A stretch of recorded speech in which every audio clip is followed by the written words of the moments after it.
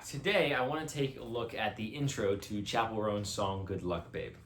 There's a few different things happening here, and I want to break this down to some individual components so hopefully we can get something out of this.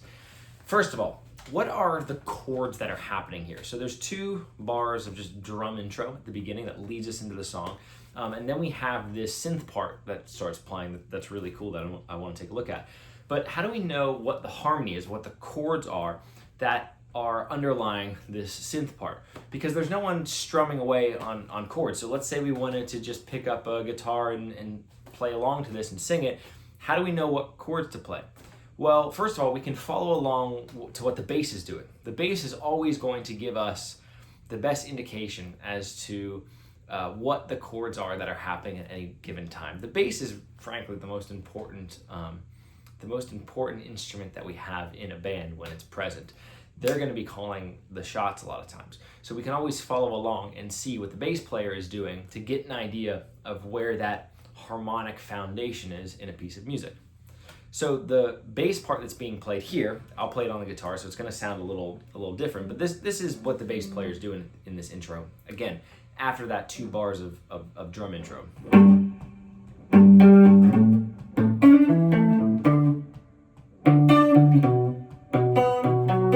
So right there, may not seem like a ton. Again, it's not someone just strumming away on some open chords, but that gives us everything we need to know to figure out what is the harmony that's happening here. What chords are happening underneath this synth line, and tell us what the harmony is that's being suggested by the bass. In this case, the chords are going to be G, G major, to A major, to D major, to B minor. So if we wanted to strum along to that intro part on the guitar, it would sound like this.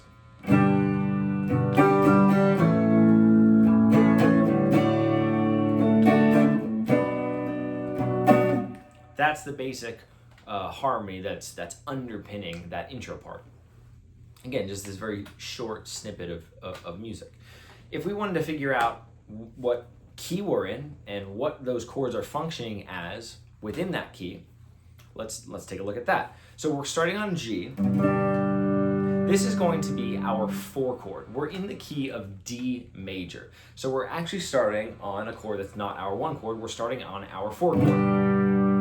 Then we go to A major, which in this case is our 5 chord. And then we get to our 1 chord, D major. And then we go to B minor, which is our 6 chord, our 6 minor. So if we want to look at that through the lens of D major, being our home base, being our major key that we're working in, it's a 4, 5, 1, 6 chord progression. So that, again, is the harmony that's underpinning this intro part.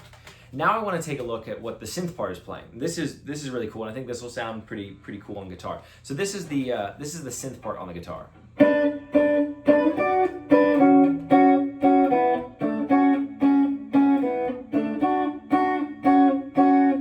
So that right there is what I want to figure out here. What we're going to do is we're going to break this part down to some bite-sized pieces, and we're going to contrast it to the chords that are being played or suggested underneath. So this first part, I'll break it down to maybe 4 distinct phrases because it's really a 4-bar phrase that we're dealing with. The first bar is going to sound like this. Right there, that's our first part. So we're playing, this is going to be maybe a bit of a stretch if you have smaller hands, but you should be able to do it.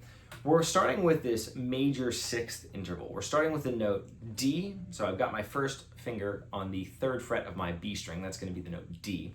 So that's the root of our key, right? It's not the root of our chord, because in this case, we're playing a G major chord. And in G major, D is our 5th. It's sol, do, mi, sol. So it's the 5th of the chord, but in the key of D major, D is obviously our root. So we're starting with this note here, and then I've got my pinky playing the 7th fret of my high E string. That's going to be the note B. So that's the first interval we're playing. This is the interval of a major 6th, D to B. So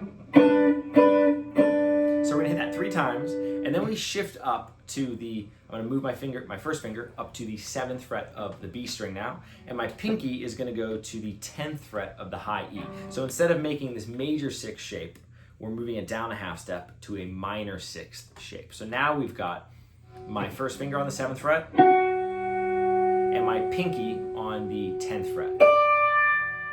And we only hit that once, so da, da, da, da, oh, da, da, da, da, and then back to the first one, okay? So again, that first phrase is gonna sound like this. That's the first phrase. And all of that is played over top of our 4 chord. Now we're gonna go to the second bite of the phrase. So now we're going, after that we go. So that's gonna be, I'm taking my first finger and I'm laying it flat on the 2nd fret of the B and the high E string. So I'm gonna hit 3 of that, and then I'm gonna play my open B and open E string. Da, da, da, da. And now I'm gonna take my first finger and go on the 2nd fret of the G, and I'm gonna take my second finger and put it on the 3rd fret of the B. So that whole phrase is gonna sound like this.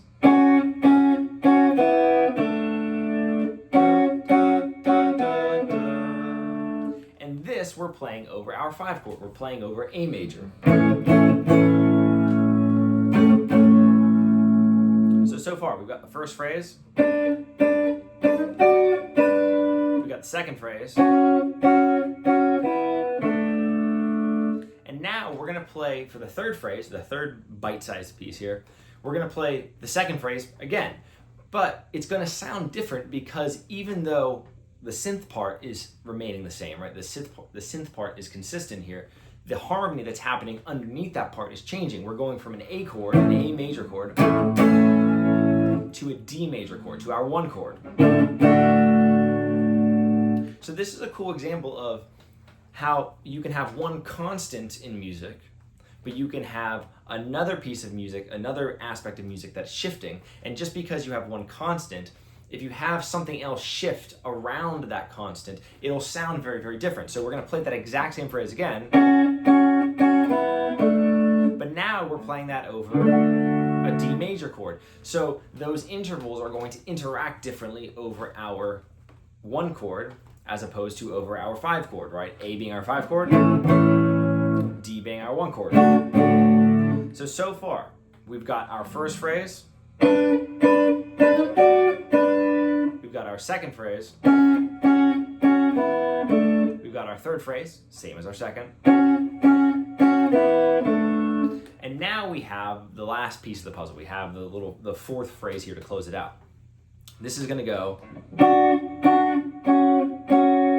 So, I'm taking my second finger and putting it on D, the 3rd fret of my B string, and I'm putting my first finger on the 2nd fret of the high E, so F sharp. I'm hitting that twice, and then I'm going to shift this D down a half step. So it's gonna go down 1 fret, and I can either shift like this or just lay my finger flat, whatever's easiest, but now it's the 2nd fret of the B string and the 2nd fret of the high E string. So again, that whole part, this 4th section here is gonna sound like this. And that's being played over our 6th chord, over B minor. So in a B minor chord, B is functioning as our 3rd, it's functioning as our minor 3rd, and then we've got F sharp, which is functioning as our 5th. So we're playing the minor 3rd, and we're playing the 5th over this chord. And then when I lower the minor 3rd down a half step, now what that does is it goes from being a minor 3rd to being, we can look at that as either a perfect, or excuse me, as a major 2nd, or we could look at it as a 9, but we're putting a different spin on it now, right? Now these 2 notes are in the chord. This is now something on top of the chord, right? Another thing to note here, in the song, I'm playing this in this position just because that's what I can do on a guitar. on the actual synth part, this very last phrase, the fourth phrase, this note that I'm playing on my B string is actually being played up an octave. So it's going to sound like that. I guess I could kind of do that if I tap it like that. But that's what's happening. I'm playing, this note is actually going up in an octave. So that's where that is going to sound slightly different. But again, those are the exact same notes, right? Just shifted up an octave. So to go through the whole synth part here for this intro, we've got the first phrase. That's over our G chord, our 4 chord. We've got the second phrase, which is over our 5 chord, A. We repeat that same phrase again. That's over our 1 chord. And then we have that last phrase. Or if we wanted to, right, that would be over our 6 chord, or B minor. I hope this was helpful. I just wanted to make a little video here to take a look at some of those different aspects of music that are all happening at once in a little snippet of music like the intro to this song. If you like this video, stick around for the next one. Thank you for watching, and I'll see you there.